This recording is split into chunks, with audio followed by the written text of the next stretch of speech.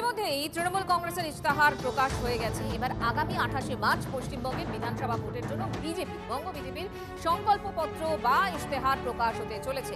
কেন্দ্রীয় স্বরাষ্ট্রমন্ত্রী অমিত শাহ সেই সংকল্পপত্র প্রকাশ করবেন, এমনটাই খবর। প্রদীপ্ত কান্তি ঘোষ আমাদের প্রতিনিধি এই মুহূর্তে আমাদের সঙ্গে রয়েছে। প্রদীপ্ত, প্রথম কথা, এই ইশতেহারে কোন কোন বিষয়গুলোর উপর জোর দেওয়া হয়েছে আমরা এখনো জানতে পারছি? দেখো, তারা মূলত হচ্ছে যুব সম্প্রদায়ের কিভাবে কর্মসংস্থান হবে সেই বিষয়ের উপরে তারা জোর দিচ্ছেন।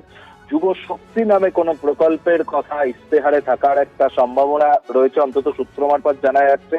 একই সঙ্গে মহিলাদের সুরক্ষা দেওয়া এবং সেই সঙ্গে সরকারি কর্মচারীদের প্রতি যে বঞ্চনা মমতা বন্দ্যোপাধ্যায়ের সরকার করেছেন, সেই বঞ্চনা থেকে কিভাবে সরকারি কর্মচারীদের বের করে নিয়ে আসা যায় তার প্রতিশ্রুতিও থাকবে। এবং ইতিমধ্যেই তার একটা স্পষ্ট রূপরেখা অমিত শাহ মথুরাপুরের সভা থেকে বলে দিয়েছেন। এর সঙ্গেই সংকল্পপত্রের পাশাপাশি একটি শ্বেতপত্র প্রকাশ করতে চলেছে বিজেপি, অন্তত তেমনটাই সূত্র মারফত আমরা জানতে পারছি।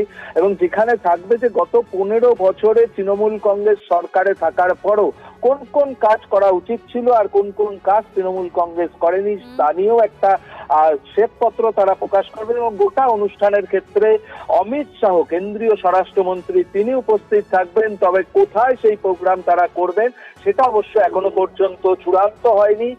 মহিলাদের নিরাপত্তা, যুবদের কর্মসংস্থান, এই রাজ্যের বিকাশের ক্ষেত্রে এবং উত্তরবঙ্গকে আলাদা করে কিভাবে উন্নয়নের মধ্যে নিয়ে আসা যায় এই রাজ্যের ক্ষেত্রে বঞ্চনার